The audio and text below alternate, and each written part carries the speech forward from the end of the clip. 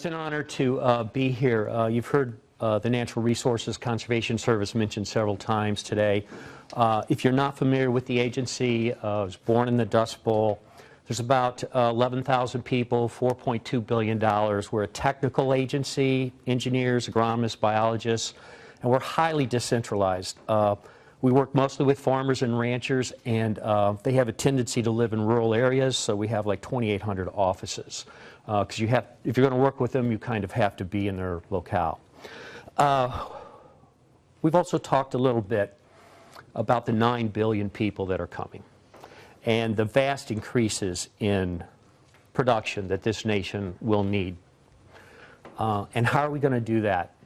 And how are we going to do that without trashing the environment? How are we going to do it to still have clean air and clean water and abundant wildlife and a healthy environment, not only for us today, but for all those little ones who will surely come after us? So I'm going to talk a little bit about stuff like that. It's really the genesis of the private lands movement in the United States, the Dust Bowl. The haunting images that Dorothea Lange took. This is the migrant mother. There's 3 children around her. She doesn't know where her next meal is coming from. There were hundreds of thousands of people displaced during the Dust Bowl. This is Black Sunday, Kansas. During this one storm, it was estimated 100 million tons of soil was displaced. 3 days after this storm, 2 ships 200 miles out in the Atlantic Ocean reported dust settling on their decks. So we've come a long way since that time. And while the Dust Bowl was decimating the Great Plains, this is Alabama. King Cotton was working his magic in the South. We've come a long way since then. I think you'll all agree. This is Phoenix, 2011. Imagine that. This could be any cropland field in Iowa, Missouri, Illinois, Indiana, Minnesota. What's attached to the water? The runoff. Everything we put on that field. And it's congregating, and the nutrients are enriched, and it's making our ways into our water bodies. This is the Lake Erie. You'll see the cloudy green areas.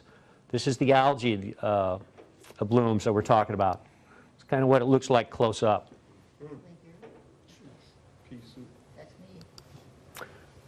You all know what this is, Gulf of Mexico. The red areas, the hypoxic zone, the dead zone. As the nutrient-enriched waters come down and the conditions are right, the algae will bloom and grow and die and decay. And as this cycle happens, it sucks the oxygen out of the water. And if you've never seen what the dead zone looks like underneath, there's simply no oxygen for life. But I'm going to tell you what we're doing about this stuff. This is runoff from a dairy in Carroll County, Maryland. Direct tributary to the Chesapeake Bay. It's what it looked like before, what it looks like today. We can restore these areas. We can restore them in harmony with agricultural production. We're putting in species of plants that will benefit the pollinators that we so desperately depend upon. This is a corn and soybean field in Indiana today. An abandoned poultry house in Delaware, chock full of phosphorus. Phosphorus is off the charts here. We're actually using your money to tear these places down, grind them up, and apply it to the soil according to soil test rates. That's what it looked like after. Range fire, Nevada. 2 years later. New Hampshire. Today. Some pretty sad soils in Kansas. They worked with our grass specialists today. Stanton, Virginia, direct tributary to the Chesapeake Bay, cattle right up on the creek today. Central Valley, California, this is not a low-lying cloud. This is a methane concentration several times higher than what a human being should breathe. California Air Resources Board started regulating farmers. I was on a farm of a man named Don Cameron. He had 30 irrigation pumps lined up that were junk. Every one of them has a hole cut in the block. This was too polluting for the California Air Resources Board. It cost Don Cameron $1 million to replace these.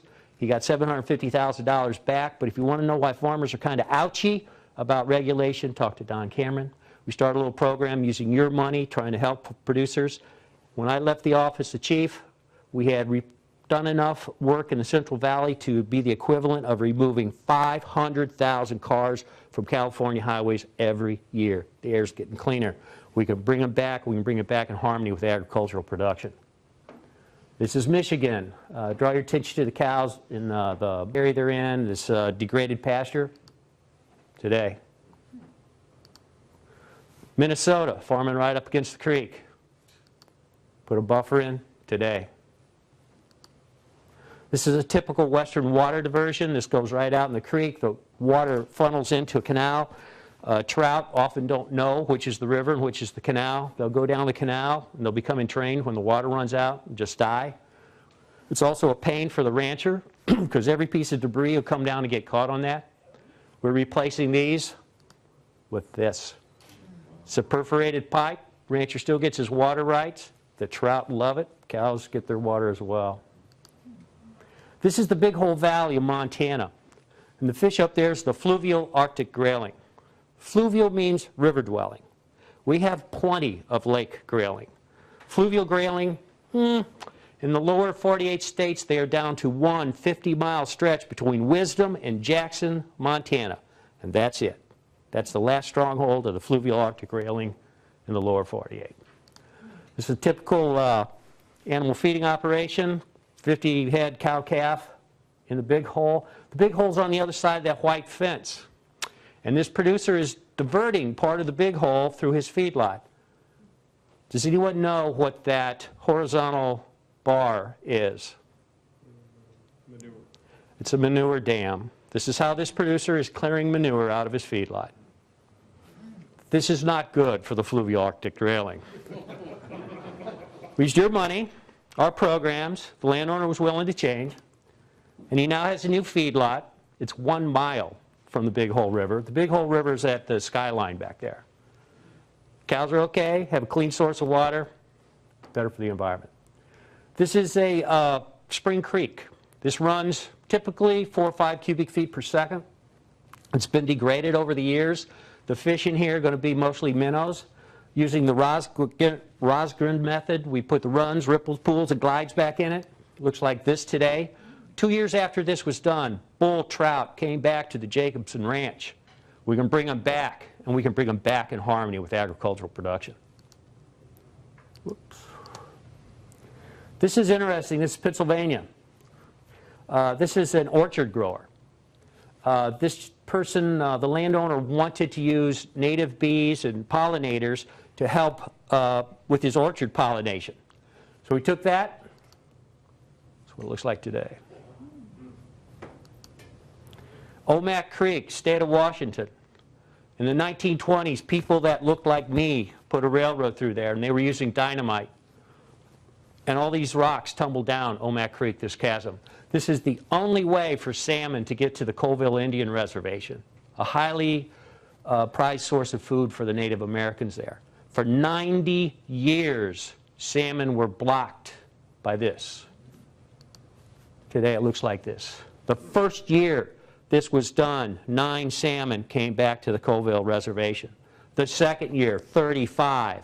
The third year I was there at a tribal ceremony on the edge of Omak Creek, over 200.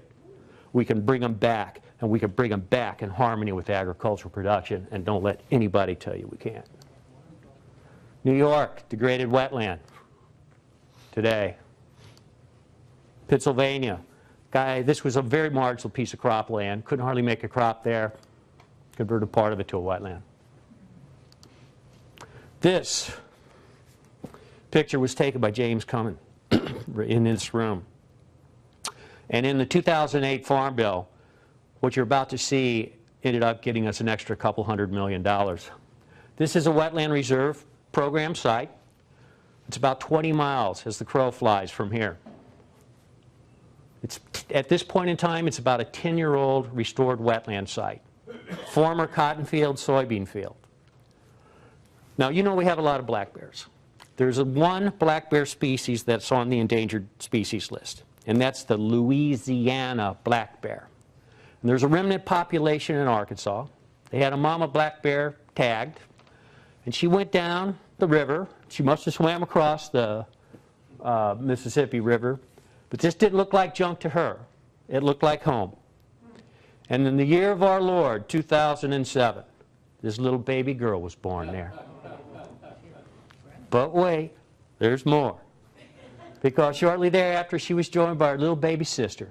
Ladies and gentlemen, these are the first 2 Louisiana black bears born in the Delta of Mississippi in more than 30 years, and they were born on a 10-year-old wetland restored site. Who's the landowner? A gentleman named Fordyce. His father was a former Mississippi governor. Who was the first lady? The landowner had a trail camera. And in 2010, this snapped. And you see a mama Louisiana black bear and 2 cubs. The mama here is one of those 2 little girls you just saw. The babies are having babies. We can bring them back, and we can bring them back in harmony with agricultural production. We're having a lot of technological advances.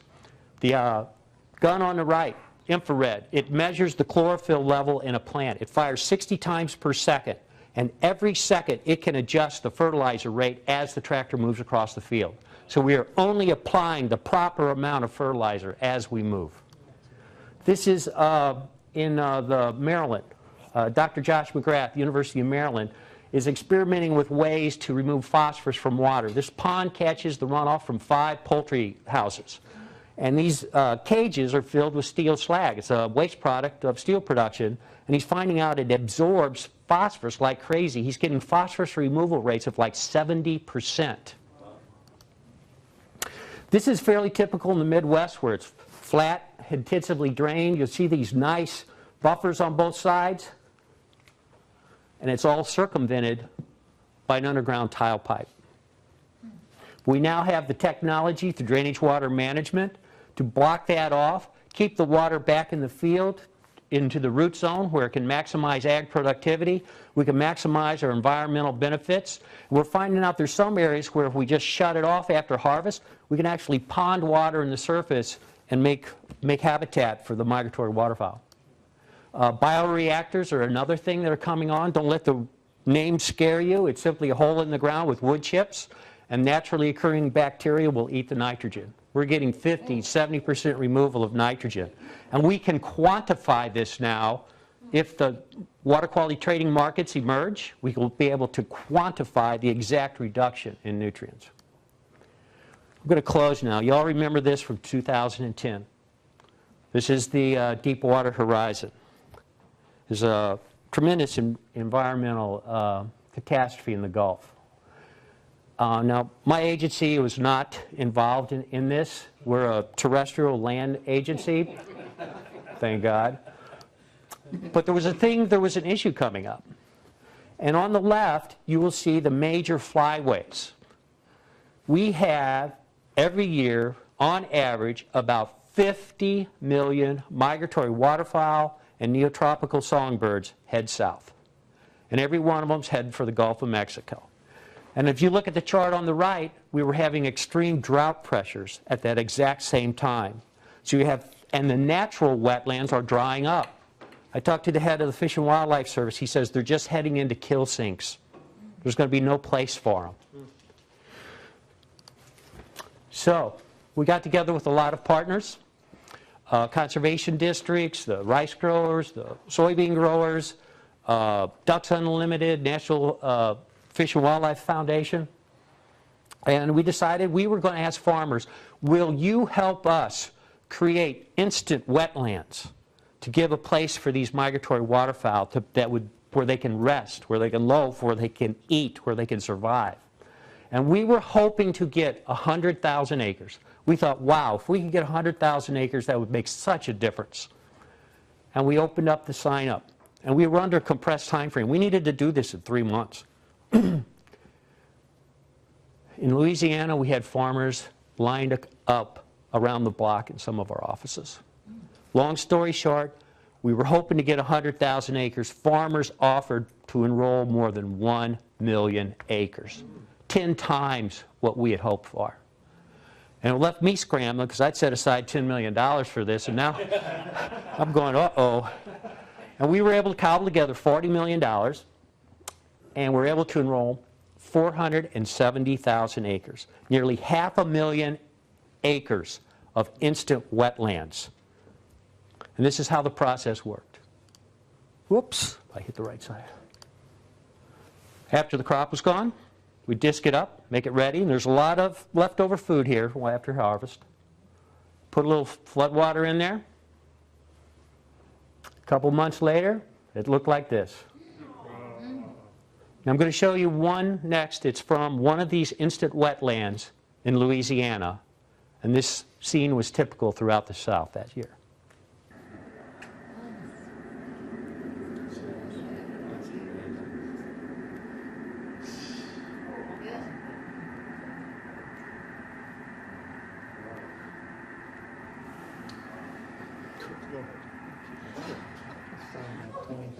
We could bring them back, and we could bring them back in harmony with agricultural production.